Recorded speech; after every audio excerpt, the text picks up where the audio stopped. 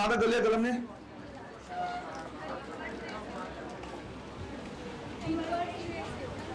अच्छा ठीक है, सिर्फ एक क्वेश्चन किया है ना?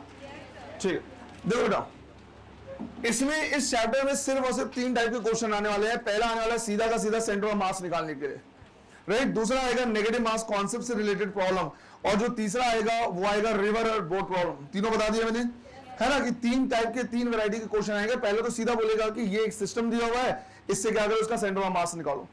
फिर दूसरा यहां पे क्या करेगा, तुमको ऐसे दे देगा कि एक हमारे पास डिस्क है या स्फीयर है, इसका इतना पार्ट हमने रिमूव कर दिया, रिमेनिंग पार्ट का क्या करो, सेंटर ऑफ मास निकालो। तो क्वेश्चन वो भी सेंटर ऑफ मास का ही है, बट वहां पे नेगेटिव मास कॉन्सेप्ट करके हम क्या करेंगे, टॉपिक पढ़ेंगे। और तीसरा आएगा रिवर बोट प्रॉब्लम, जिसका डिस्कशन हमने न्यूटन थर्ड लॉ में भी किया था। हमने ये किया, देखा हुआ है कि अगर मान लो कहीं पे बोट है और हम उस पर आगे की तरफ क्या करते हैं, मूव करते हैं, तो ये तो हमें पता है कि मोमेंटम को कंजर्व करने के लिए बोट पीछे जाएगा, बट अब हमें देखना है कितना पीछे जाएगा। ये 3 वैरायटी। तो सबसे पहले हम centre of mass direct find out करने वाले क्वेश्चन देख रहे हैं, और इसको देख रहे हैं पार्टिकल मास सिस्टम के लिए। तो सबसे पहले हम टॉपिक डाल रहे हैं centre of mass for particle mass system, for particle mass system.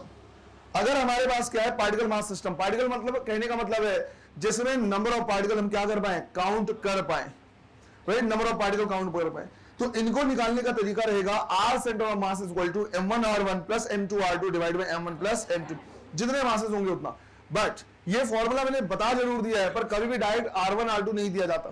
क्या दिया होता है, x coordinate and y coordinate. तो x सेंटर ऑफ मास हमें अलग फाइंड आउट करना पड़ेगा एंड y सेंटर ऑफ मास हमें अलग फाइंड आउट करना पड़ेगा। तो एग्जांपल देखते हैं, मान लो 2 डायमेंशन का एग्जांपल लिया और हमने बोला कि हमारे पास क्या है, एक स्क्वायर रखा हुआ इस तरह से। एक सिंपल एग्जांपल है, एक स्क्वायर है हमारे पास और स्क्वायर का जो एज का साइड है वो है a। अब यहां पे मैंने बोल दिया लेट्स से m रखा हुआ है, यहां पे बोल दिया मैंने 2m रखा हुआ है, यहां पे 3m है और यहां पे 4m है, राइट, वर्टिसेस में इस तरह से। अब सेंटर ऑफ मास मुझे क्या करना है, सिस्टम का निकालना है, बट कहां से, ये भी तो बताना पड़ेगा कि भाई वो जो डिस्टेंस है वो कहां से। तो जहां पे जिस मास पे हम स्टार लगा दे रहे हैं, हमें उसी से क्या करना है, बताना है ना। तो जहां पे स्टार लगाया वो इंडिकेट कर रहा है कि इस मास से क्या करना है, सेंटर ऑफ मास का डिस्टेंस बताना है। तो समझो, जिस मास से हमको क्या करना है, डिस्टेंस बताना है, उसको कहां पुट करना है, ऑरिजिन पे। इसको अगर हम ऑरिजिन पे पुट कर दे तो ये मेरा कहला जाएगा एक्स एक्सिस, ये कहला जाएगा। अगला स्टेप होगा सबके कोऑर्डिनेट्स लिखना। तो सिंस ये खुद ऑरिजिन पे है, ये क्या हो जाएगा 0,0। इसके लिए लिखेंगे तो a,0, ये हो जाएगा 0,a और ये हो जाएगा a,a। अब हमें सबके कोऑर्डिनेट्स अगर हमने लिख लिए हैं तो सबका x और सबका y हमें क्या है, पता है। तो सबसे पहले हम निकालेंगे यहाँ पे x सेंटर ऑफ मास। तो x सेंटर ऑफ मास हो जाएगा m1x1 plus m2x2 plus m3x3 ऐसे करके divide by m1 plus m2 plus m3। तो यहां जब हम लिखेंगे तो पहले मास के लिए तो क्या है 0, तो m इंटू 0। सेकेंड के लिए 2m इंटू a, ध्यान रखना यहां पे m, यहां पे 2m, 3 एंड 4। इसके लिए अगर हम लिखे तो 3m इंटू a, और लास्ट वाले के लिए 4m इंटू 0। तो 4m इंटू 0 डिवाइड बाई सारे मास को अगर ऐड कर दे तो 4 plus 3 7 plus 2 9 plus 1 10, total mass कितना 10m। तो ये आ रहा है हमारे पास 2ma plus 3ma, that is 5ma divide by 10m। ये कैंसिल होके आएगा a/2, मतलब x कोऑर्डिनेट आ रहा है क्या, a/2 पे। इसका मतलब है x में a/2 अगर मैं ड्रॉ करूं तो ये पूरी लाइन क्या रिप्रेजेंट करेगा, a/2, मतलब सेंटर ऑफ मास यहीं कहीं होना चाहिए। अब यहां पे कहां होना चाहिए वो मुझे पता करना है, तो उसके लिए मुझे देखना पड़ेगा क्या, y कोऑर्डिनेट। बात आई समझ में? अच्छा, ये मिड में आ रहा है, रीजन इधर पे 4 और प्लस 5, 3 प्लस 2 5। तो भैया दोनों तरफ, दोनों साइड अगर बराबर बराबर है तो सेंटर ऑफ मास यहीं कहीं आएगा। अच्छा, अब मुझे y देखना है। मैं एक अंदाजे से ये बता सकता हूं कि ऊपर में 7 है टोटल और नीचे में सिर्फ कितना है 3, मतलब ऊपर के साइड कहीं आएगा। मतलब जो y की वैल्यू आएगी वो a/2 से ज्यादा होगी। a/2 यहां हो गया, a/2 से ज्यादा यहां कहीं होगा, क्योंकि कल की क्लास में हमने देखा हुआ है कि जो मास सेंटर ऑफ मास का पोजीशन है वो इनवर्सली प्रोपोर्शनल होता है मास के, मतलब जिधर ज्यादा हैवी ऑब्जेक्ट उसके तरफ ही सेंटर ऑफ मास होगा। तो नेक्स्ट हम निकाल सकते हैं क्या, y सेंटर ऑफ मास। कैसे निकालेंगे, m1y1 प्लस m2y2। इसके लिए कितना m इंटू 0, सेकेंड वाले के लिए 2m इंटू 0, थर्ड वाले के लिए 3m इंटू a, फोर्थ वाले के लिए 4m into a, divide by total 10m। तो m से m तो वैसे भी कैंसिल, राइट, 3 और ये 4 कितना 7, right, 7ma divide by 10m ये कैंसिल और आंसर 7a बाई 10, 0.7 जो कि 0.5 से ज्यादा है। तो एक अंदाजे से समझा सकते हैं कि यहां कहीं पे इधर सेंटर ऑफ मास इसका आएगा। आंसर कैसे लिखना होता है? आंसर हम लिखते हैं generally position of centre of mass is equal to a by 2 comma 7a by 10, जैसे लिखते थे ना x कॉमा y। अब बिल्कुल टीनी टाइनी पॉसिबिलिटी है, 99% चांस है कि आंसर ऐसे ही देगा। एक छोटी सी पॉसिबिलिटी होगी कि आंसर ये नहीं होगा बल्कि इसका पोजीशन डायरेक्ट निकालना होगा, है ना। हमें पता है कि ये तो आ गया a बाई 2 और ये कहीं पे आएगा क्या 7a बाई 10, मतलब यहां कहीं पे सेंटर ऑफ मास है। तो x कॉमा y बता दी। कभी कभी ये नहीं पूछता, सीधा सीधा क्या बोल देता है ऐसे r सेंटर ऑफ मास। तो बेटा राइट एंगल ट्रायंगल ही तो है, हम सीधा सीधा r सेंटर ऑफ मास क्या कर सकते हैं बता सकते हैं, और इसको ऐड करेंगे a बाई 2 का स्क्वायर प्लस 7a बाई 10 का स्क्वायर रूट, सॉल्व करने पे जो आंसर होगा वही लिख देंगे। क्लियर है? तो एक टीनी टाइनी पॉसिबिलिटी होगी शायद ऐसे दे दे, पर मोस्ट ऑफ द टाइम जो हमारा फाइनल आंसर होगा वो इस फॉर्मेट में होगा। क्लियर है? चलो इसको नोट करो, 2-3 क्वेश्चन और देखते हैं।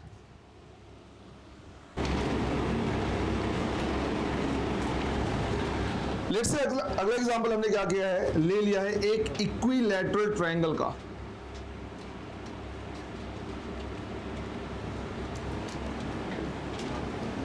तो अगला एग्जांपल हम ले रहे हैं क्या, इक्विलैटरल ट्रायंगल का। लेट्स से हमने कहा कि हमारे पास जो इक्विलैटरल ट्रायंगल है इसका साइड है r। अब इसके सारे वर्टिसेस पे हमने m मास क्या किया है, रखा हुआ है। सारे वर्टिसेस पे m मास रख दिया हुआ है। अब इस मास को ऑरिजिन पे मानते हुए या इसके कंपैरिजन तुमको क्या करना है, पोजीशन ऑफ सेंटर ऑफ मास बताना है, राइट। करो, देखो इसको हमें क्या करना है, ऑरिजिन पे रखना है, और लेट्स से इसको एक्सटेंड करने पे ये हमारा क्या हो गया है, एक्स कोऑर्डिनेट एक्स एक्सिस, और ये हो गया क्या वाई एक्सिस। सबसे पहला काम है सबके कोऑर्डिनेट्स लिखना, तभी हमें x1 x2 x3 पता चलेगा। तो ये तो हो गया क्या 0,0, ये क्या हो जाएगा राइट r,0 बच गया ये। तो सबसे पहले हम क्या करेंगे, देखो मुझे ये जानना है कि भाई x में कहां तक और y में कहां तक। तो x तो हम सीधा सीधा ये देख सकते हैं, यहां से मैंने क्या किया परपेंडिकुलर ड्रॉ कर दिया। बताओ ये वाली साइड कितनी r, क्योंकि इक्विलैटरल ट्रायंगल है, ये एंगल कितना 60। अब मुझे ये साइड और ये साइड निकालना है, तभी ये x हो जाएगा और ये हो जाएगा y। तो ये वाला पार्ट हो जाएगा क्या, देखो r cos 60 degree, component resolve कर सकते हैं, और cos 60 कितना राइट 1/2, तो ये हो जाएगा कितना r/2। और ये वाला पार्ट क्या लिख सकते हैं, r sin 60 डिग्री कितना √3/2, तो ये हो जाएगा √3r/2। तो इसके लिए कोऑर्डिनेट हो गया r/2 कॉमा √3r/2, ये हो जाएगा इसका क्या कोऑर्डिनेट। अब तीनों का कोऑर्डिनेट पता है, आराम से क्या कर सकते हैं, सॉल्व कर सकते हैं। x सेंटर ऑफ मास निकालेंगे m1 × 0 plus m2 × r plus m3 × r/2 divide by m1 plus m2 plus m3। यहां से m और m क्या हो जाएगा कैंसिल, क्या बचा r प्लस r/2 कितना 3r/2, और नीचे में और क्या बचा हुआ था, तो ये आ गया r/2। इसका मतलब है सेंटर ऑफ मास यहीं कहीं पे होगा, इसी में। अब एग्जैक्टली कहां होगा, तो वो निकालने के लिए हम निकालेंगे y centre of mass, m1 y1 m2 y2 m3 y3 √3r/2 divide by m1 plus m2 plus m3 कितना 3m। तो ये m से m कैंसिल, क्या बच रहा है √3r डिवाइड बाई 3 × 2, √3 से ये कैंसिल करेंगे तो आंसर आएगा r/2 √3। तो हम कह सकते हैं कि जो सेंटर ऑफ मास का पोजीशन आ रहा है वो आ रहा है क्या r/2 r/2 √3। कर लो इसे,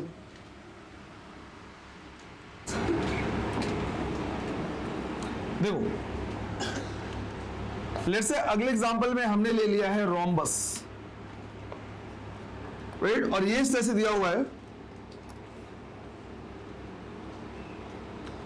कि जो साइड है वो है ए, ये एंगल गिवन है 60 डिग्री और सारे वर्टिसेस पे लेट से हमने m मास रखा हुआ है, राइट। इस तरह से हमने m मास रख दिया हुआ है। इस मास से तुमको क्या करना है, बताना है position of centre of mass, right.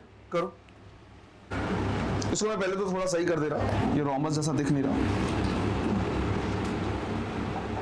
ठीक। रोमस का मतलब तो पता है ना, राइट, स्क्वायर ही है, बस जितने भी एंगल है वो 90 डिग्री नहीं होंगे। अब इसमें मान लो मैंने बोला कि भाई जो साइड है वो है ए, इसको कहां लेना है, ऑरिजिन पे एक्सटेंड करने पे ये हमारा हो गया एक्स एक्सिस और ये हो गया क्या, वाई एक्सिस। अब सबके क्या करना है, हमें कोऑर्डिनेट्स लिखने हैं। तो ये तो कितना हो जाएगा 0,0, ये कितने आगे में a,0 पे, अब इनके लिए लिखना है। तो ये वाला साइड ए है, तो ये साइड भी कितना हो जाएगा ए, यहां से मैं परपेंडिकुलर ड्रॉ कर दे रहा, तो एक राइट एंगल ट्रायंगल दिख रहा है, राइट। ये एंगल कितना है 60, तो ये वाला एंगल कितना हो जाएगा 30, तो ये हो जाएगा हमारा a cos 30 डिग्री। cos 30 कितना, √3/2। और इसी तरह से ये वाला साइड कितना हो जाएगा a sin 30, तो ये कितना हो जाएगा a/2। तुम चाहो तो यहां से परपेंडिकुलर ड्रॉ करके a cos 60 और a sin 60 भी लिख सकते हो, सेम आएगा आंसर, राइट। और ये वाला साइड कितना है a है। अब इसके लिए चेक करो, ये x एक्सिस में कितना आगे है a/2, और इसकी जो हाइट है वो कितनी है √3a/2। भाई जितनी हाइट ये उतनी ये होगी, तो इसकी हाइट हो गई √3a/2। ये हो गया इसका कोऑर्डिनेट। इसके कोऑर्डिनेट की बात करें तो ये कितना a/2 और a मतलब कितना आगे है x एक्सिस में 3a/2, और हाइट इसकी कितनी √3a/2। बस अगर हमने कोऑर्डिनेट्स लिख लिए सही तरीके से तो आधे से ज्यादा काम हो गया।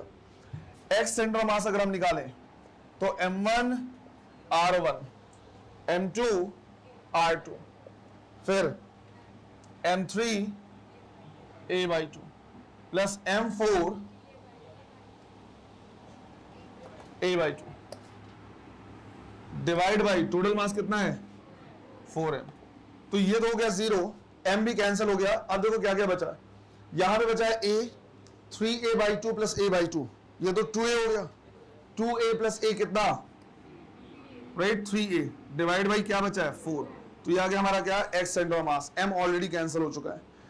इसी तरह से अगर हम y सेंटर ऑफ मास निकाले तो m1 y1 ये हो गया 0, m2 y2 ये भी हो गया 0, राइट। m3 y3 अगर हम देखें तो m इंटू √3a/2 प्लस इसके लिए भी हाइट कितनी √3a/2 डिवाइड बाई 4m, तो ये वाला टर्म तो कितना 0, m कैंसिल हो गया, क्या बचा √3a/2 प्लस √3a/2 कितना √3a डिवाइड बाई नीचे क्या बचा है 4। तो बस आ गया हमारा काम। जो सेंटर ऑफ मास का पोजीशन आ रहा है वो आ रहा है कितना 3a/4 कॉमा √3a/4। क्लियर है ये? चलो ले रहे हैं, एग्जांपल ले रहे हैं।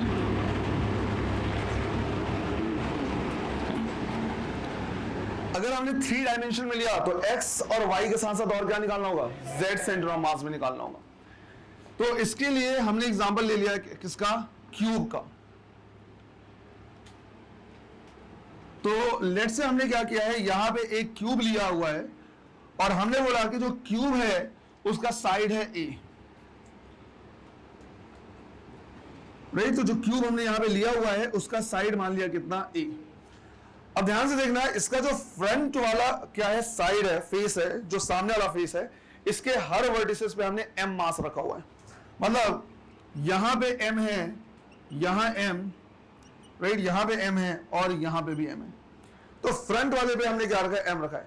जो बैक वाला है उसके हर वर्टिसेस पे हमने लेट से कितना मास रखा हुआ है 2m, राइट। तो यहां पे हर जगह पे रखा है 2m।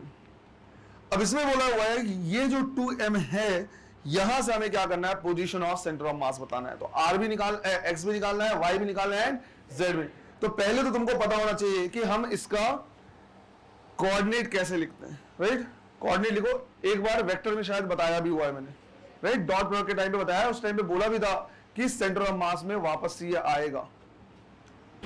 चलो देखो बेटा, आगे आंसर क्या आ रहा है,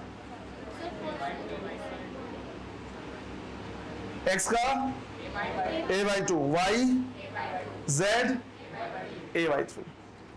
देखो इसको हमें रखना है कहां पे, ऑरिजिन पे, और अगर इसको एक्सटेंड करें तो ये हम ले सकते हैं क्या, x कोऑर्डिनेट। इसको एक्सटेंड करने पे y, और ये एक्सटेंड कर दिया, ये ले लिया हमने क्या, z। अब इसके अकॉर्डिंग हमें क्या करना है, लिखना है कि इनके जो कोऑर्डिनेट्स होंगे वो क्या होंगे। तो सबसे पहले ये रखा है ऑरिजिन पे, तो क्या लिखेंगे 0,0,0, राइट। यहां तक हम पहुंच रहे हैं तो हमें सिर्फ और सिर्फ किस में जाना पड़ रहा है, x में। तो ये हो जाएगा a,0,0, राइट। इस तरह से थोड़ा सा केयरफुल रहना, यहाँ पे जो a और 0 कंफ्यूज नहीं होना, a,0,0। यहां तक जाने के लिए हमें सिर्फ किस में जाना है, y में। तो ये हो जाएगा 0,a,0। यहां तक आने के लिए सिर्फ z में, तो इसका हो जाएगा 0,0,a। यहां तक अगर जाना है तो x में कहीं जाने की जरूरत नहीं, कहां तक जाएंगे, y में, फिर z में। तो ये हो जाएगा 0,a,a। अगर यहां तक मुझे पहुंचना है तो x में फिर y में, तो जाएगा a,a,0। यहां तक पहुंचना है तो x में, y में, फिर z में, तो जाएगा a,a,a, राइट। वहां तक पहुंचना है तो x में फिर z में, तो जाएगा a,0,a। सबके कोऑर्डिनेट्स अलग अलग होंगे, ध्यान से देखना, राइट। जितने भी यहां पे तुमने लिखे हुए हैं सबके कोऑर्डिनेट्स अलग अलग होने चाहिए, क्योंकि कोई भी दो पोजीशन, राइट, दो अलग अलग पोजीशन के कोऑर्डिनेट सेम नहीं हो सकते, राइट। तुम उसको टैली कर सकते हो। अब तुम्हें यहाँ पे तीनों चीजें निकालनी पड़ेंगी। पहला निकालना पड़ेगा एक्स सेंटर ऑफ मास। पहले फ्रंट को लिख लेते हैं, फिर जो बैक वाला साइड है उसको लिखेंगे। तो अगर हम इसको देखें तो ये हो जाएगा क्या, m इंटू 0, राइट। इसके लिए m इंटू a, इसके लिए m इंटू 0, राइट। इसके लिए कितना, m into a, plus back वाले को लिखें तो ये कितना 2m इंटू 0, इसके लिए 2ma, प्लस 2m इंटू 0 और ये 2ma, तो 2m into 0 plus 2m into a divide by total mass कितना हो जा रहा है, देखो, राइट। पीछे में कितना हो जा रहा है 8 और फ्रंट में 4, तो टोटल कितना 12m। तो m हर जगह से क्या हो जाएगा, कैंसिल। आ रहा है a, 2a, 4a and 6a, तो ये हो गया 6a डिवाइड बाई 12, कितना आ गया a/2। मतलब x में ये a/2 रहेगा। देखो समझो, होना भी चाहिए। अगर तुम x एक्सिस के अबाउट इसको क्या कर दो, कट कर दो, राइट, कट कर दो, तो इधर पे 2mm 2mm, राइट, टोटल कितना 6m, और उधर पे अगर देखो तो 2m 2m m और m, उधर भी कितना 6m। तो x एक्सिस के अबाउट ये क्या है, एक तरीके से सिमेट्री में, सिमेट्रिकल है, तो मिड में ही आता a/2। तो अगर इसी लॉजिक से क्या करो, y सेंटर ऑफ मास भी चेक करो, मतलब ये हो गया हमारा क्या, y, तो y के अबाउट इसको कट करो, तो ऊपर अगर तुम देखोगे तो 2m 2m m और m, 6m ऊपर आ रहा है और 6m नीचे आ रहा है, तो y में भी किस में होना चाहिए, सिमेट्रिकल में होना चाहिए।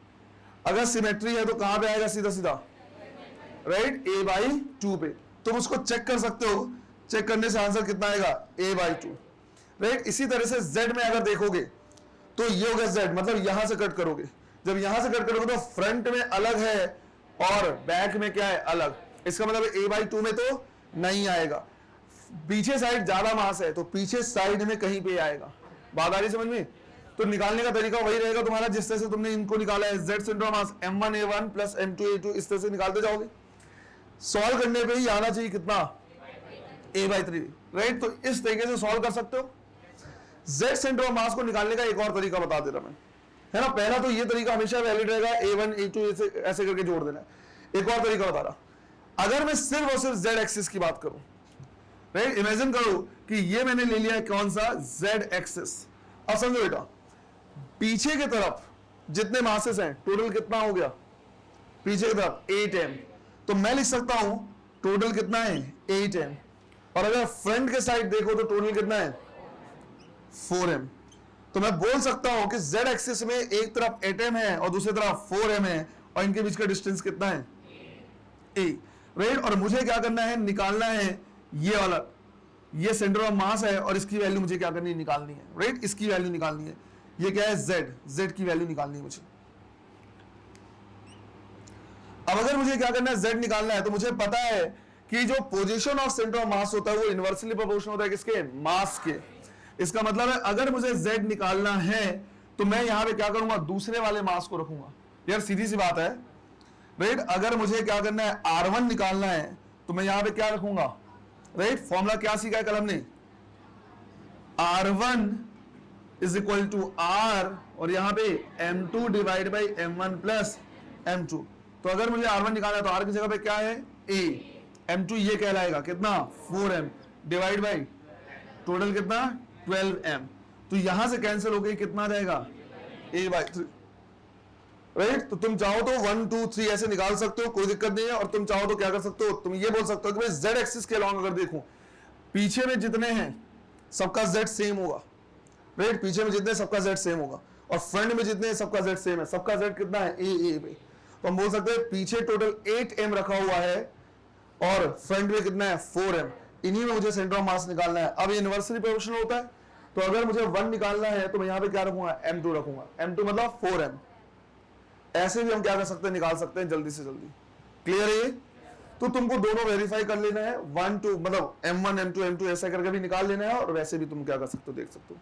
क्लियर है ये सारे तरीके तुम x और y के लिए भी यूज कर सकते हो। x और y के लिए यूज करोगे तो डायरेक्ट तुमको दिख जाएगा भाई, x में तुम यूज करोगे तो इधर भी 6m है और उधर भी 6m है, सेंटर में आ जाएगा डायरेक्ट, राइट। y के अलॉन्ग देखोगे तो ऊपर भी 6m है, नीचे भी 6m है, अगेन कितना आ जाएगा, a/2 पे आ जाएगा। क्लियर है? चलो, बोलती आधे ज्यादा लोगों की बंद हो गई। भैया तुम ऐसे ही निकाल लो, शक्ल देखो तुम्हारी, तुम ऐसे निकालो एक एक करके, ज्यादा दिक्कत मत हो। चलो लिखो, देखो फिर नेक्स्ट हमें देखना है centre of mass for distributed mass system, right, centre of mass for distributed mass system. कहने का मतलब है जिसमें नंबर ऑफ पार्टिकल काउंट ना किया जा पाए, और अगर नंबर ऑफ पार्टिकल काउंट नहीं कर पाएंगे तो हमें इंटीग्रेशन की हेल्प लेनी पड़ेगी इसको सॉल्व करने के लिए। तो निकालना कैसे है, डिस्ट्रीब्यूटेड मास सिस्टम के लिए अगर हमें x सेंटर ऑफ मास निकालना पड़े तो पहले हम m1 x1 plus m2 x2 plus m3 से ऐसा कर देते, पर बेटा mx mx mx बहुत सारा यहां पे हो जाएगा एडिशन, और अगर नंबर ऑफ एडिशन इतना हम प्रैक्टिकली ना कर पाए तो हम इंटीग्रेट करेंगे। तो यहां पे हम लिखेंगे dmx, राइट, पहले तो छोटे छोटे मास में डिस्ट्रीब्यूट करेंगे, मल्टीप्लाई में किस किस पोजीशन में रखा हुआ है उन सबको ऐड करना पड़ेगा। तो m1 x1 m2 x2 m3 x3 को ऐड करना नहीं कर सकते तो dmx डिवाइड बाई नीचे में क्या था, m1 plus m2 plus m3। अगर यही नंबर ऑफ एडिशन बहुत ज्यादा हो जाए तो क्या लिखेंगे, dm। इसी तरह से अगर हमें y सेंटर ऑफ मास निकालना पड़ा तो सिंपल सा है dmy डिवाइड बाई dm, और अगर z सेंटर ऑफ मास निकालना पड़ा तो dmz divide by dm, right. अब ये सारी चीजें डिपेंड करती है कि 1 डायमेंशन है, 2 डायमेंशन है या 3 डायमेंशन है। अब ध्यान से समझना है, नीट के लेवल पे तुम्हारे लिए सिर्फ और सिर्फ डिस्ट्रीब्यूटेड मास सिस्टम में क्या करना है, रॉड को ही देखना है। इसके अलावा जैसे हम क्या करेंगे, ऊपर जाएंगे, ये सारे जो इंटीग्रेशन हो जाएंगे काफी कॉम्प्लिकेटेड हो जाएंगे, उतना करने की जरूरत नहीं और वो पूछा भी नहीं है। तो अपनी स्टडी को हमें क्या करना है, रॉड तक ही रेस्ट्रिक्ट करना है। हाँ, उसमें भी दो चीजें ले सकते हैं, एक यूनिफॉर्म ले सकते हैं और दूसरा ले सकते हैं नॉन यूनिफॉर्म, जिसका मास नॉन यूनिफॉर्मली क्या हो रहा है, चेंज हो रहा है। तो लेट्स से यहां पे हमने क्या क्या एग्जांपल लिया है एक रॉड का, और जो अभी हमने रॉड लिया हुआ है ये लिया है क्या, यूनिफॉर्म, राइट, रॉड लिया यूनिफॉर्म। तो यहां हमारे पास क्या है, एक रॉड है, और हमने बोला कि जो रॉड का मास है वो है m और जो लेंथ है वो है l। अब हालांकि हम इसमें देख के बता सकते हैं कि इसका जो सेंटर ऑफ मास होगा वो इसके ज्योमेट्रिकल सेंटर पे होगा। भाई यूनिफॉर्म रॉड है तो centre of mass geometrical centre पे होगा, बट सॉल्व कैसे करना है वो हम सीख लें। तो सॉल्व करने का अगर तरीका पता रहेगा तो फिर नॉन यूनिफॉर्म रॉड को भी हम क्या कर सकते हैं, सॉल्व कर सकते हैं। तो हम यहाँ पे बेसिकली फोकस कर रहे हैं कहां पे, इसके प्रोसीजर में, सॉल्व करने का तरीका। तो यहां से हमें क्या करना है, पोजीशन ऑफ सेंटर ऑफ मास बताना है। तो याद करो मैंने बोला हुआ है कि जो एक रॉड है वो किससे मिलकर बना हुआ है, बहुत सारे कॉइन्स, राइट। इंटीग्रेशन के टाइम पे हमने ये सीख लिया ऑलरेडी, तो इंटीग्रेशन वाले पार्ट पे हम ज्यादा उतना फोकस नहीं करेंगे, वो हमने सीखा हुआ है कैसे करना वो देखेंगे। तो हमने बोला है कि भाई ये बहुत सारे कॉइन से मिलकर बना हुआ है। अब यहां से हर कॉइन का पोजीशन क्या है, अलग अलग है, तो कायदे से पहले हम क्या करेंगे, सबको कॉइन्स में डिवाइड कर देंगे। हर कॉइन का मास हमने मान लिया डीएम, और सबका पोजीशन अलग अलग है, DM x1, DM x2, DM x3, but इतना सारा एडिशन प्रैक्टिकली पॉसिबल, तो हम क्या करेंगे, डीएमएक्स लिखेंगे। तो मेरे सबसे पहले तो हमें क्या करना पड़ेगा, देखना पड़ेगा एक छोटा सा कॉइन। एक कॉइन को कंसीडर कर लिया हमने, यहां से कितनी डिस्टेंस पे, x पे, और हमने मान लिया कि कॉइन का मास कितना है और थिकनेस। तो अभी हमने अज्यूम किया है कि कॉइन का मास है डीएम, हमने मान लिया, फिर निकाला नहीं है हमने, और कॉइन की थिकनेस कितनी है, dx, राइट। निकालने का तरीका, सेंटर ऑफ मास निकालने का तरीका, क्योंकि ये तो वन डायमेंशनल ऑब्जेक्ट है, सिर्फ और सिर्फ एक ही है, ये हो जाएगा क्या, dmx divide by dm, equation number 1। मैं बार बार इतना बड़ा टर्म नहीं लिखना चाह रहा, इसलिए सबसे पहले मैंने सोचा एक काम करते, dmx को सॉल्व कर लेते। दिक्कत क्या है, ये इंटीग्रेट नहीं हो पाएगा, तो dm को मुझे क्या करना पड़ेगा, रिप्लेस करना पड़ेगा। dm क्या है, मास ऑफ द कॉइन, तो इसको रिप्लेस किया जा सकता है m/l इंटू dx से, है ना।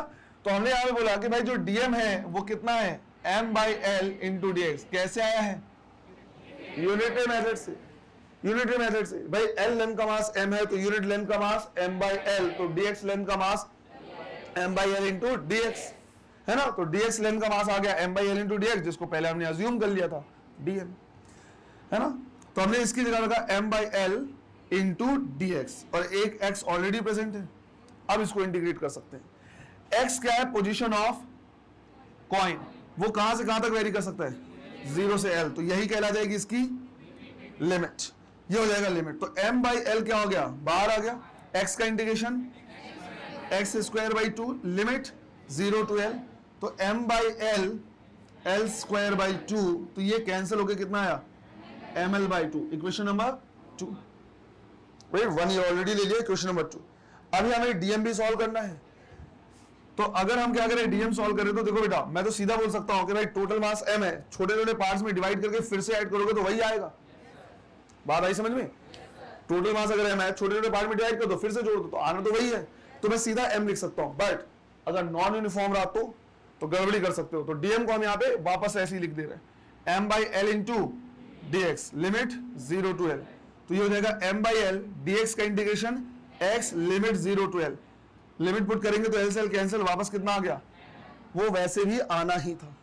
अब इक्वेशन नंबर 2 और 3 को यहां पुट कर देंगे, तो x सेंटर ऑफ मास आ जाएगा, ऊपर में आ रहा है ml/2 और नीचे में आ रहा है m, कैंसिल होके कितना आएगा, l/2, जो कि हमें कहीं ना कहीं पता ही था कि वो तो आना वैसे भी हुई है। बट अगर हमने प्रोसीजर क्या कर लिया, देख लिया है, तो नॉन यूनिफॉर्म रॉड के लिए हम क्या कर सकते हैं, इसे सॉल्व कर सकते हैं। क्लियर है ये, चलो इसको लिखो, अगला देखते हैं।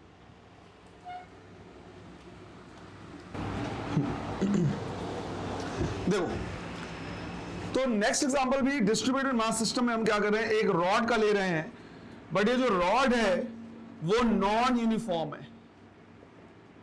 जो रॉड हमने लिया है वो कैसा है, नॉन यूनिफॉर्म, मतलब इसका जो मास है वो ऐसा नहीं कि एक जैसा है बिल्कुल। तो लेट्स से हमने बोला कि हमारे पास क्या है, एक रॉड है, राइट, और रॉड का जो लेंथ है वो है l, लेकिन इसका जो मास है वो इस इक्वेशन के हिसाब से क्या हो रहा है, चेंज हो रहा है, जहां पे m0 क्या है, कांस्टेंट, और x जो डिस्टेंस है वो यहां से, जैसे जैसे हम आगे जा रहे हैं वैसे वैसे उसका मास क्या होता जा रहा है, बढ़ता जा रहा है। तुमने ऐसे देखा होगा बेसबॉल बैट वगैरह इस तरह से होता है, तो ऐसे बढ़ता जा रहा है, तो एक साइड से दूसरी साइड जा रहे हैं, तो मास क्या हो रहा है, राइट, बढ़ रहा है। तो यहां पे हमने बोल दिया कि भाई जो m0 है वो क्या है, कांस्टेंट है। यहां से तुमको बताना है सेंटर ऑफ मास का डिस्टेंस, राइट, इस पोजीशन से तुमको बताना है कि सेंटर ऑफ मास कहां पे हो सकता है, राइट। करो, ट्राई करो। सॉल्व करने का तरीका, जो प्रोसीजर है वो बिल्कुल वैसे ही रहेगा जैसे हमने इससे पहले किया, बस जहां जहां पे m है वहां पे क्या पुट करना है, m0x। तो लेट्स से यहां पे हमने क्या किया, एक छोटा सा पार्ट कंसीडर कर लिया है, x डिस्टेंस पे कितना, राइट, dm मास कंसीडर किया है, और थिकनेस कितनी, dm, सॉरी थिकनेस कितनी, dx। अब करने का तरीका सीधा यही है कि भाई जो x सेंटर ऑफ मास होगा वो क्या हो जाएगा, dmx divide by dm, equation number 1। पहले हम dmx वाला पार्ट क्या कर ले रहे हैं, सॉल्व कर ले रहे हैं। हमें पता है डायरेक्ट इंटीग्रेट नहीं हो सकता, राइट, तो ये अगर डायरेक्ट इंटीग्रेट नहीं हो सकता तो dm को क्या करेंगे, रिप्लेस करेंगे। हमें पता है dm को लिखा जा सकता है क्या, m/l into dx, but m भी तो कांस्टेंट नहीं है, तो m की जगह पे रखेंगे क्या, m0x। तो हमने पुट कर दिया m not x by L into D x. बस इसको हमें क्या करना है, पुट करना है। तो हमारे पास हो गया m not by L x into D X limit, और एक x ऑलरेडी यहां पे प्रेजेंट है, तो वहां पे x है और यहां पे x है, तो ये कितना आ जाएगा x square limit 0 to l। m not और l कांस्टेंट है, बाहर आएगा। x स्क्वायर का integration x cube by 3 limit 0 to l। तो जब इसको हम क्या करेंगे, पुट करेंगे, तो ये वाला जो पार्ट है that is dm into x, ये आ जाएगा यहाँ पे l cube by 3, l cube, और यहाँ पे क्या है l, क्या बचा l स्क्वायर, तो हम लिखेंगे m not l square divide by 3, equation number 2। फिर हमें सॉल्व करना है कौन सा, dm। अब dm की वैल्यू को यहाँ पे तुम डायरेक्ट m नहीं लिख सकते, इसीलिए मैंने बोला था पहले वाले में सॉल्व करके बता दो, क्योंकि टोटल मास m थोड़ी ना है। तो dm को क्या करोगे, रिप्लेस करोगे, ये देखो यहाँ लिखा हुआ है ऑलरेडी, क्या m not by L X D X limit 0 to l। तो m नॉट बाई एल बाहर निकला, x का integration X square by 2, limit put करेंगे तो l स्क्वायर बाई 2, तो कितना आ रहा है ये m not l by 2, equation number 3। तो यहां से हम क्या कर रहे हैं, लिख रहे हैं x सेंटर ऑफ मास, ऊपर में है हमारे पास m not l square by 3 और नीचे में है m not l by 2। m not से m not cancel, l square से l कैंसिल, 2 ऊपर चला जाएगा, 3 नीचे आ जाएगा, 2l बाई 3। सिंपल सा, चलो लिख लो इसे। देखो बेटा, तुम्हें अपने नीड लेवल तक, रॉड तक ही क्या करना है, फोकस करना है। इसके अलावा बहुत सारी चीजें होती है जिसका सेंटर ऑफ मास को पूछ सकता है, बट पहली चीज समझना, रोटेशनल मोशन अपने आप में एक चैप्टर है, उसका एक टॉपिक है सेंटर ऑफ मास, और उसके अंदर भी हम क्या कर रहे हैं, बहुत सारे टॉपिक देख रहे हैं। तो इसके अलावा बाकी सारी जो चीजें हैं, राइट, उनके आने के चांसेस कम है। हालांकि मैं ये चाह रहा था कि सेमी सर्कुलर रिंग जो होता है, एक तो हो गया पूरा सर्कुलर रिंग, उसका सेंटर ऑफ मास निकालने की जरूरत नहीं, वो तो कहां होगा, राइट, उसके ज्योमेट्रिकल सेंटर में होगा। बट सेमी सर्कुलर रिंग का मैं ये चाह रहा था कि सेंटर ऑफ मास निकालना तुमको सिखा दूं, बट तुम्हारे प्रीवियस रिस्पॉन्स को देखते हुए मैं थोड़ा सा डाउट में हूं, क्योंकि उसमें कॉम्प्लिकेटेड थोड़ा सा इंटीग्रेशन लगेगा। बता दूं या रहने दूं, घबराओगे तो नहीं? चल देखो, तो समझ लो इसको सही तरीके से, उसके बाद हम क्या करेंगे, उसको नोट कर लेना। तो एक और हम ले रहे हैं, हालांकि जरूरत नहीं पड़ेगी इससे और इसके ऊपर की, है ना, यहां तक हम देख रहे हैं। तो नेक्स्ट हम क्या कर रहे हैं, देख रहे हैं centre of mass of a semi circular ring, right, semi circular ring है। तो मान लो हमने बोला कि ये हमारे पास क्या है, एक सेमी सर्कुलर रिंग है, और ये इसका ज्योमेट्रिकल सेंटर था, मतलब अगर मैं इसको क्या करता, कंप्लीट करता, तो ऐसे सेंटर बनता। और साथ ही साथ ये भी बोला गया है कि इसका जो रेडियस है वो कितना है, r। लेट्स से हमने क्या किया, इसका मास कंसीडर कर लिया m।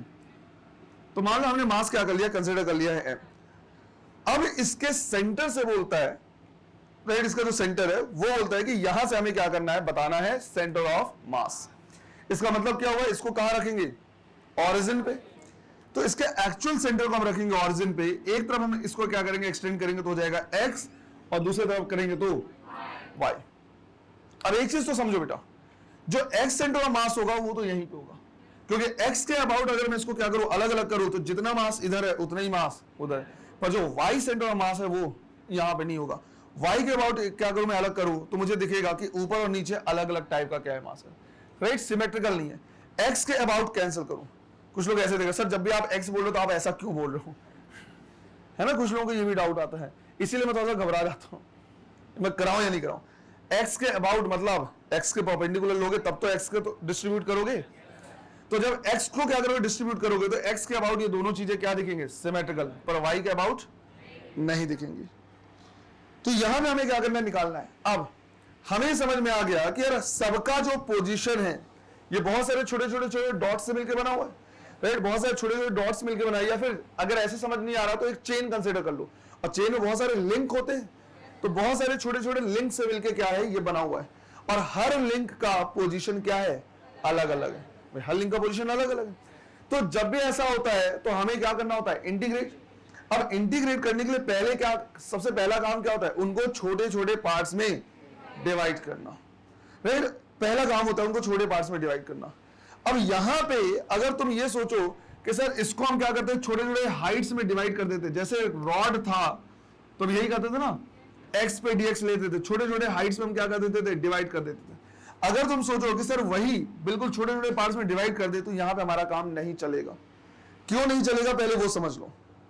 अगर मान लो मैंने बोला इतनी बड़ी बड़ी थिकनेस में मैं डिवाइड करूंगा, तो इतनी बड़ी बड़ी थिकनेस में जब मैं क्या करूंगा, डिवाइड करना शुरू करूंगा, तो दिक्कत ये हो जाएगा कि जो नीचे का होगा वो छोटा छोटा पार्ट्स होगा, पर जो ऊपर वाला पार्ट होगा, राइट, ऊपर का जो लेंथ होगा वो क्या होगा, ज्यादा होगा। बात आई समझ में? अगर मेरे पास एक रॉड सीधा सीधा होता और तुम बोलते सर dx थिकनेस में डिवाइड कर दो, तो अगर मैं उतनी थिकनेस में इसको डिवाइड करना शुरू करता तो मुझे इक्वल पार्ट्स मिलते हैं। लेकिन अगर मेरे पास इस तरह का कोई स्ट्रक्चर है और तुम बोलो सर उतनी ही थिकनेस में आप क्या करो, डिवाइड करो, इतनी थिकनेस यहां, इतनी थिकनेस यहां, इतनी थिकनेस ऐसे आप लेते जाओ और उतने में ही आप क्या करो, उसको डिवाइड करो, तो ध्यान से देखो नीचे में तो छोटा छोटा पार्ट्स आएगा, लेकिन ऊपर में ये लेंथ क्या होता जाएगा, बढ़ता जाएगा। जबकि अगर थिकनेस देखा जाए तो सबका क्या है, सेम है। तो क्या ये इक्वल पार्ट में डिवाइड कर पाए? तो पहला तो यहां पे रेस्ट्रिक्शन आ जाता है कि इक्वल पार्ट में डिवाइड नहीं करना है, सॉरी इक्वल थिकनेस में डिवाइड नहीं करना है। इक्वल थिकनेस में डिवाइड करने के बावजूद ये इक्वल पार्ट्स में डिवाइड, तो डिवाइड कैसे करना है? जब भी इस तरह की चीजें दी हूं इनको डिवाइड करो इक्वल एंगल्स में। कैसे डिवाइड करो? इक्वल एंगल्स में। अगर मान लो मैंने बोला कि यार 1 डिग्री का एंगल मैं यहां पे लूं, चाहे उस 1 डिग्री का एंगल मैं यहां लूं, चाहे वो 1 डिग्री का एंगल मैं यहां लूं, हर जगह पे मुझे बराबर पार्ट्स मिलेंगे नहीं मिलेंगे? तो जब इस तरह से होता है तो हम क्या करते हैं, इक्वल एंगल में डिवाइड करते हैं। मान लो मैंने बोला 1 डिग्री का एंगल में देखो कितना मास आ रहा है, यहां पे देख लो, यहां पे देख लो, हर जगह पे मास क्या आएगा, सेम। तो यहां पे डिवीजन का तरीका होता है इक्वल एंगल्स में। तो करने को तो मैं सीधा करा सकता था कि थीटा एंगल पे डी थीटा ले लो और वहां से करा देता, बट तुमको समझ में क्यों आता, कैसे आता कि सर पहले तो एक्स पोजीशन पे dx ले रहे थे, अब थीटा पे डी थीटा ले रहे हैं, दोनों में डिफरेंस क्या है? हमको कैसे पता चलेगा कि कोई इंटीग्रेशन हम खुद करेंगे तो कैसे करेंगे? तो ये भी मैं क्या कर दे रहा, समझा दे रहा कि ऐसा क्यों कर रहे हैं। यहां पे इक्वल थिकनेस लोगे तो इक्वल पार्ट्स मिलेंगे, यहां पे इक्वल थिकनेस पे पार्ट्स नहीं मिलेंगे, तो यहां पे क्या करना पड़ेगा, इक्वल एंगल लेना पड़ेगा। इक्वल एंगल लो, मिल जाएगा। आया समझ में? अब करना कैसे वो भी देख लेते हैं।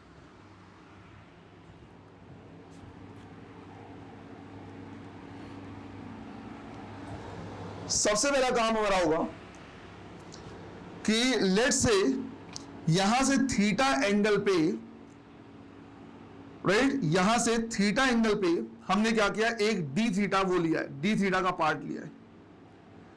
तो ये वाला जो पार्ट है ये कितना है, डी थीटा। तो थीटा पे डी थीटा लिया, तो यहां पे हमारे पास एक छोटा सा आर्क आएगा। लेट्स से हमने बोल दिया कि भाई इसका जो मास है वो कितना है, डीएम है, राइट, इस पार्ट का जो मास है वो डीएम है। अब मुझे इसका कोऑर्डिनेट जानना है, तो कोऑर्डिनेट के लिए मैंने यहां से क्या किया, परपेंडिकुलर ड्रॉ कर दिया, राइट, परपेंडिकुलर ड्रॉ कर दिया। मुझे जानना है एक्स कितना है और वाई कितना है। तो उसके लिए देखो इसका जो लेंथ होगा वो कितना होगा बेटा, आर के बराबर है, तो रेडियस के बराबर ना, राइट, है तो रेडियस के बराबर। तो अगर ये आर है तो ये वाला पार्ट कितना हो जाएगा, आर कॉस थीटा, और ये वाला पार्ट कितना हो जाएगा, आर साइन थीटा। तो उस छोटे से पार्ट के लिए जो x है वो है आर कॉस थीटा के इक्वल, और जो y है वो कितना है, आर साइन थीटा के इक्वल, है ना। अब हम क्या कर रहे हैं, यहां से निकाल रहे हैं x एंड y। x हम निकालेंगे तो कितना आएगा, 0 आएगा, राइट, यहीं पे आना चाहिए सेंटर ऑफ मास। y 0 नहीं आएगा, पर हम दोनों को निकाल के वेरीफाई कर ले रहे हैं। सबसे पहले हम निकाल रहे हैं x सेंटर ऑफ मास। तो x सेंटर ऑफ मास अगर हम क्या करेंगे, निकालेंगे तो क्या आ जाएगा, dmx डिवाइड बाई dm। सबसे पहले हम यहां से सॉल्व करना शुरू कर रहे हैं किसे, dmx। क्या इसको प्रोसीड कर पाएंगे हम, नहीं, तो मुझे इस dm को क्या करना पड़ेगा, रिप्लेस करना पड़ेगा, इस dm को रिप्लेस करना पड़ेगा। अब कैसे यूनिटरी मेथड लगाएं,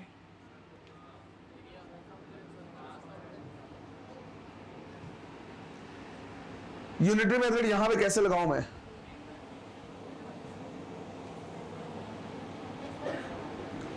समझो, मैं ये बोल सकता हूं कि इसका पूरा जो मास है वो कितने एंगल पे, 180 डिग्री। 180 मतलब पाई रेडियन, राइट, रेडियन में सॉल्व करना सीखो। पूरा का पूरा जो इसका चेन का जो मास है वो पाई एंगल पे डिस्ट्रीब्यूटेड है।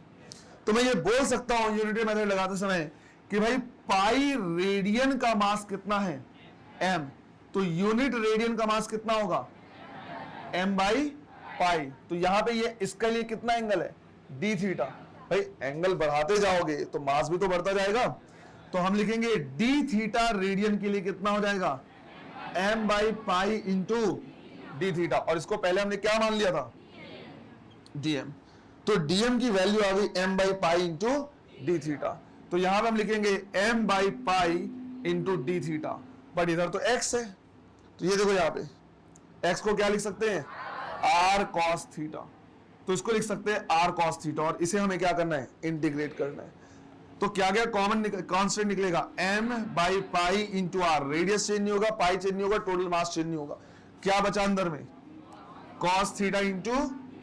अभी ये एंगल मैं चाहता तो उसको यहां ले सकता था, मैंने अपने मन से लिया इसको, मैं चाहता तो इसको यहां ले सकता था, और मैं चाहता तो बिल्कुल लास्ट वाला भी पॉइंट ले सकते। तो रेडियन जो एंगल है उसकी लिमिट कहां से कहां तक, 0 से पाई तक 180 डिग्री। तो ये हो गई लिमिट 0 टू पाई। तो हमने लिखा m by pi into R, cos theta का इंटीग्रेशन,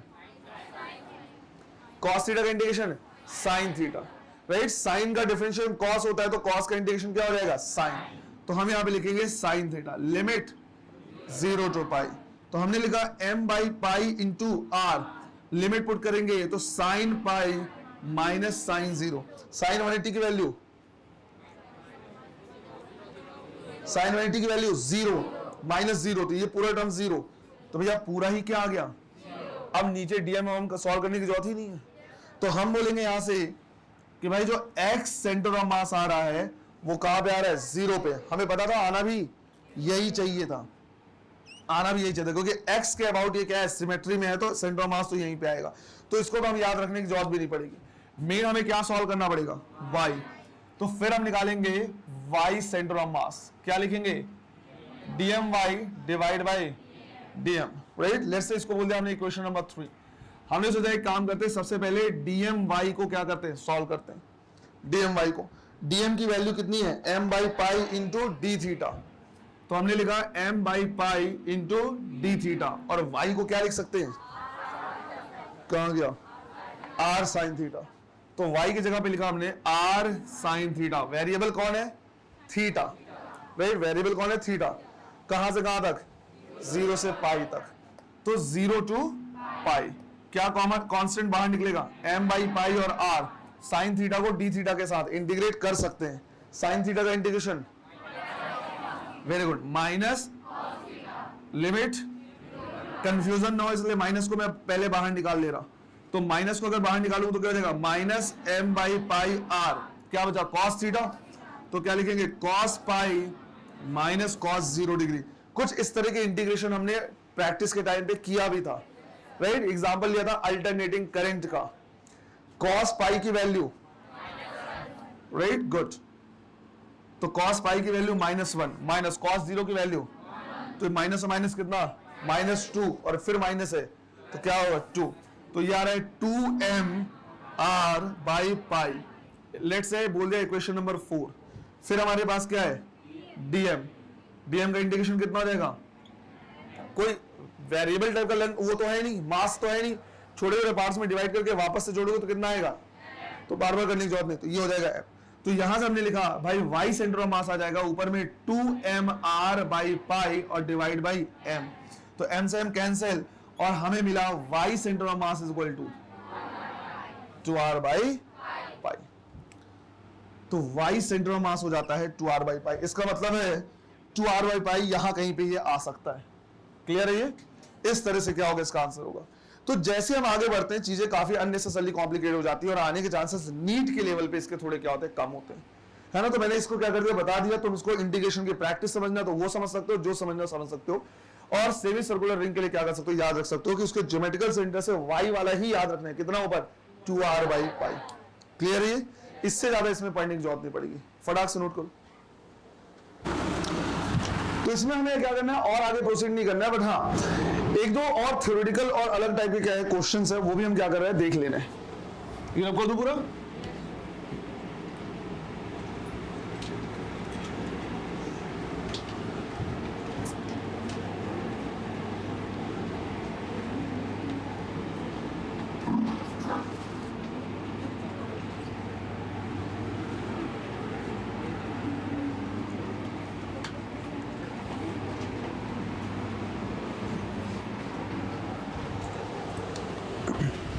देखो लेट्स से हमने बोला कि हमारे पास 3 स्क्वायर प्लेट हैं, राइट। स्क्वायर अलग हो जाता है और स्क्वायर प्लेट अलग हो जाता है। स्क्वायर प्लेट है तो ये कैसा है, सॉलिड। और तीनों स्क्वायर प्लेट्स को हमने इस तरह से क्या कर रखा है, अरेंज कर रखा हुआ है। तीनों आइडेंटिकल प्लेट्स हैं, राइट। ऐसे तीनों आइडेंटिकल प्लेट्स हैं। इनका जो साइड है, राइट, एज लेंथ वो दिया हुआ है ए। अब बोला हुआ है कि अगर इस पॉइंट से, राइट, इस पॉइंट को ऑरिजिन पे लें तो ये हमारा एक्स एक्सिस हो जाएगा और ये क्या हो जाएगा, वाई एक्सिस। इसका सेंटर ऑफ मास, इन तीनों का जो सेंटर ऑफ मास है, राइट, तीनों को सिस्टम की तरह कंसीडर कर ले तो सेंटर ऑफ मास कहां होगा। तो क्वेश्चन पूछा हुआ है कि इन तीनों के लिए सेंटर ऑफ मास का पोजीशन कहां होगा, जब ये तीनों क्या है, सॉलिड प्लेट्स हैं। ध्यान रखना है, अगर 4 होते तो यहां पे होता, राइट, है ना। 4 होते तो यहां पे होता, 3 है तो कहां पे होगा, ये तुमको क्या करना है, बताना है। निकालो 5a/6, एक्स और वाई दोनों निकालना होगा ना इसमें, तो एक्स और वाई दोनों निकालेंगे ना। देखो तो निकालने का तरीका, जो सॉल्व करने का तरीका सीधा बता दे रहा। सिंस ये एक स्क्वायर प्लेट है, इसका खुद का सेंटर ऑफ मास यहां पे होगा, राइट। इसका सेंटर ऑफ मास यहां पे और सिर्फ इसका सेंटर ऑफ मास यहां पे। तो हम इनको, सिंस सेंटर ऑफ मास का मतलब ही क्या है, पूरे मास को जहां पे कॉन्सेंट्रेटेड मानते हैं, तो हम ऐसा बोल सकते हैं ये स्क्वायर प्लेट नहीं, ये तो पूरा का पूरा एम मास यहां पे है, दूसरा यहां और तीसरा यहां पे। अब तुम देखो जरा, इसके लिए अगर तुम क्या करोगे, पोजीशन लिखोगे तो x की वैल्यू कितनी हो जाएगी, a/2 और y कितना, क्या आ गया। इसके लिए कितना होगा, ये a प्लस a/2 कितना, 3a/2 कॉमा a/2। इसी तरह से y की वैल्यू, ये a प्लस a/2, राइट, तो 3y कितना हो जाएगा, 3a/2 और x कितना, तो a/2, right, a/2 comma 3a/2, ऐसे करके देख सकते हैं। तो जब हम क्या करेंगे, निकालेंगे x सेंटर ऑफ मास, तो लेट से सबका मास क्या है, m, क्योंकि सिमिलर बोला हुआ है, तो हम क्या लिखेंगे, m इंटू a/2 प्लस इसके लिए कितना, m इंटू 3a/2 प्लस इसके लिए m into a/2 divide by 3m। तो m तो हर जगह से क्या हो गया, कैंसिल। a/2 प्लस a/2 ये तो हो गया कितना, a प्लस 3a/2, राइट, तो 5a/2। तो 5a/2 और नीचे में 3 और था, तो आंसर क्या आएगा, 5a/6, राइट। इसी तरह से अगर हमें क्या निकालना पड़ा, y सेंटर ऑफ मास, तो वो भी सिमिलर ही आएगा, राइट, क्योंकि इधर से देखो चाहे उधर से देखो सेम ही तो दिख रहा है। तो ये भी कितना आएगा, 5a/6। लिख लो सर। एक थ्योरेटिकल क्वेश्चन पूछा हुआ है, लेट्स से हमारे पास एक इस तरह का क्या है, बैट है,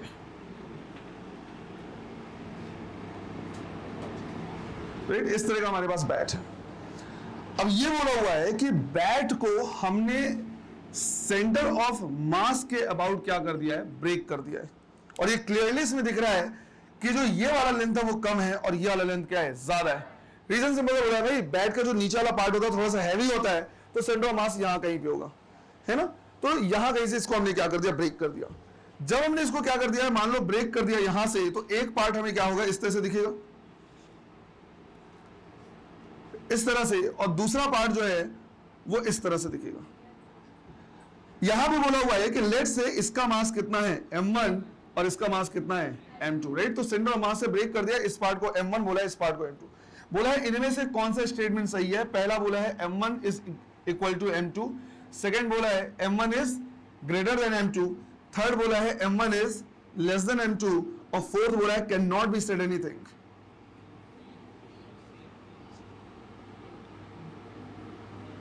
राइट, तो फोर्थ ये बोला हुआ है कि भाई कुछ भी नहीं बता सकते, मास कुछ भी हो सकता है।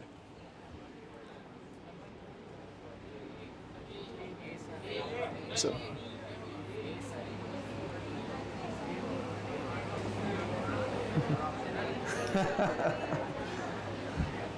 चलो, कितने कह रहे सर, कुछ भी नहीं कहा जा सकता, कोई भी मास हो सकता है ज्यादा, कोई भी मास ज्यादा हो सकता है। ठीक, कितने कह रहे हैं जो m1 है वो कम है, m2 ज्यादा है। शक्ल दिखाओ नालायक को तुम अपनी। ठीक, कितने कह रहे हैं m1 ज्यादा है, m2 कम है। सर वो बड़ा सा दिख रहा है, तो m1 ज्यादा है, m2 कम है। ठीक, कितने कह रहे M1 और M2 बराबर है? वेरी गुड, नालायकों। तुम्हारे दिमाग में जो चल रहा है वो कुछ अलग चल रहा है। सेंटर ऑफ मास का ये मीनिंग नहीं है कि उसके दोनों साइड बराबर बराबर मास है। कभी ये बताया गया क्या कि सेंटर ऑफ मास वो पोजीशन जिसके साइड दोनों साइड बराबर बराबर मास होता है? कब बोला हुआ? नहीं, बल्कि मैंने तो लिखाया है कि position of centre of mass क्या होता है? Inversely proportional to mass. अगर बराबर बराबर होता तो लिखाने की जरूरत ही नहीं पड़ती। सेंटर ऑफ मास के दोनों साइड बराबर बराबर मास होता तो लिखाने की जरूरत ही नहीं पड़ती बेटा। क्या लिखाया हुआ है? Position of centre of mass is inversely proportional to mass. अगर ये लेंथ कम है तो इसका मतलब है ये मास क्या होगा? ज्यादा होगा। यार सीधी सी बात है, अगर मान लो मैंने बोला कि भाई ये 2 किलोग्राम है, ये 3 किलोग्राम है और यहां पे क्या है? सेंटर ऑफ मास, तो क्या इसका मतलब ये है कि ये दोनों साइड बराबर बराबर है? नहीं। पर सर ये फीलिंग नहीं आ रही सर, अब ऐसा लगता है सर कि सेंटर ऑफ मास के साइड दोनों चीजें बराबर होनी चाहिए। तो तुमको जो लग रहा है बेटा वो मास बराबर नहीं होता। सेंटर ऑफ मास के दोनों side M1 R1 is equal to M2 R2 ये बराबर होता है। M1 R1 बराबर होता है किसके? M2 R2। लिखवाया भी हुआ है। मतलब मैंने बोला कि ये हमारा क्या है? सेंटर ऑफ मास है। ये M1 है कितने डिस्टेंस पे? R1 पे। और ये M2 है कितने डिस्टेंस पे? R2 पे। तो M1 M2 बराबर नहीं होगा। क्या होगा? M1 R1 बराबर होगा किसके? M2 R2 के। ऐसा हम बोलेंगे। बात आया समझ में? राइट, ये दोनों क्या होते हैं? बराबर होते हैं। और यहां से हम क्या करते हैं? टॉर्क को बैलेंस करते हैं। जब टॉर्क सीखेंगे तो ये चीजें थोड़ी सी और क्लैरिफाई होंगे, बट ध्यान रखना है। अब सीधा मुझे दिख रहा है कि भाई ये वैल्यू क्या है? कम है। इसका मतलब ये मास क्या होगा? ज्यादा होगा। राइट, तो M2 ज्यादा होगा किससे? M1 से। क्लियर है ये? इस चीज का थोड़ा सा क्या करना है? ध्यान रखना है ना। कल वाली क्लास में हम क्या करेंगे? नेगेटिव मास कॉन्सेप्ट वाला टॉपिक देखेंगे। क्लियर है ये? चलो, थैंक यू।